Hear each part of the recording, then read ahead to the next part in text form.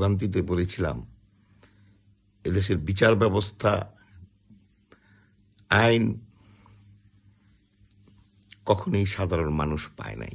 সাধারণ মানুষ কেন, আজকে যে সাবেক আইনমন্ত্রী এই যে কামরুল ইসলাম এবং আনিসুল হক, আমার বিরুদ্ধে যারা মামলা করেছে তার মধ্যে একজন এই আইনমন্ত্রীর দাপট দেখিয়ে আমাকে অনেক হয়রানি করেছে। আর সে আইনমন্ত্রী, সাবেক আইনমন্ত্রী এখন জেলে। যাই হোক, তারা অন্যায় করেছে, জেলে গিয়েছে। কিন্তু এই আদালতের বিরুদ্ধে তেমন কিছু বলতে চাই না, কারণ আবার আদালত অবমাননার মামলা হয়ে যেতে পারে। এর আগে অনেক কথা বলছি। তবে আদালতের যারা বিচারক, আমার এই 10টা মামলায় এই যে বিচারকদের প্রতি আমার কোনো আস্থা নাই। এই বিচারকরাই আমার নেতা মাহমুদুর রহমান মান্নাকে আজকে 10 বছর যাবৎ মামলা ঝুলিয়ে পরে কিছুদিন আগে নির্বাহী অর্ডারে ওনার জামিন হয়েছে। এই বিচারকরাই তারেক জিয়াকে, খালেদা জিয়াকে সাজা দিয়েছে, আবার ওই বিচারকরাই আবার সাজা মৌকুফ করে দিয়েছে। যাই হোক, এগুলো রাজনৈতিক বিষয়। কিন্তু ব্যক্তিগতভাবে আমার যে অভিজ্ঞতা, ফ্যাসিবাদকে দূর করেছি আন্দোলন করে, কিন্তু আমার মনে হয় না এদেশের বিচার বিভাগ কিচ্ছু ঠিক হয়নি। বিচার বিভাগের বলতে আমি বিচারকদের কথা বলেছি, এরা বায়াস্ট। বন্ধুগণ, আমি জানি না আজ আমার মামলার রায় কি হবে। আমি কোনো অপরাধ করিনি এবং আমার যারা মামলা দিয়েছে কোনো আইনগতভাবে, আমি অ্যাডভোকেট না, তারপরও যেটুকু অভিজ্ঞতা থেকে বলছি, কোনোভাবেই এই আদালত আমার যারা প্রতিপক্ষবাদীগণ, আমার কোনো অপরাধী তারা প্রমাণ করতে দিতে পারে নাই। আমি তো অপরাধ করিই নাই। তারা অনেক মিথ্যা দিয়ে পিবিআই রিপোর্ট আমার বিপক্ষে বিভিন্নভাবে ফ্যাসিবাদের আমলে যেভাবে পারছে তারা ভাস্ট করে আমার বিরুদ্ধে পিবিআই পুলিশ প্রতিবেদন সবই আমার বিরুদ্ধে দিয়েছিল। তো সেই মামলারই আজ রায়।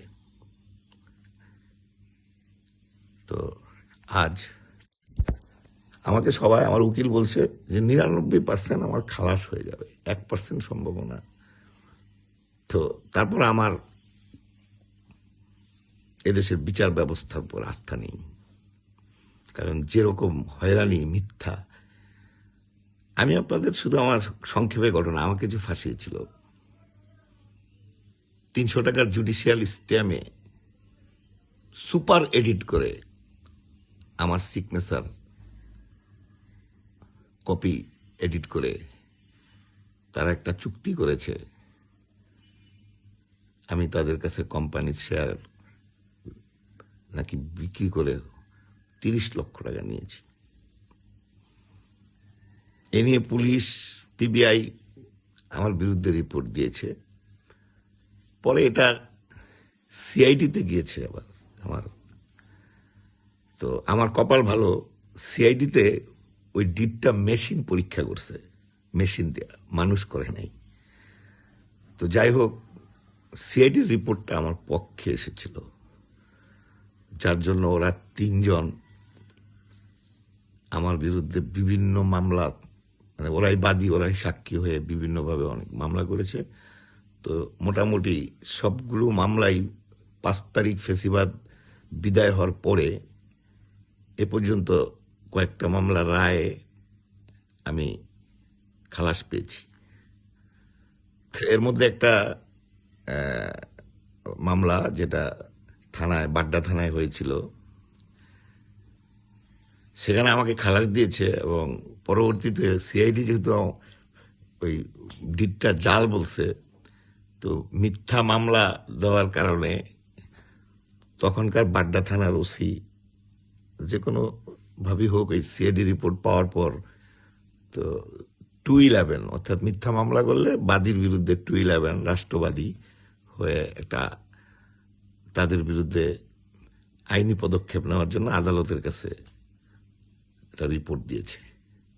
তো একটা মানে স্ববিরোধী রায়, সেই রিপোর্ট পাওয়ার পর আদালত আমাকে খালাস দিয়েছে, কিন্তু আয়ুর যে আবেদন 211 সেটা নামঞ্জুর করছে, যার জন্য ওই ফেসিবাদের দোসর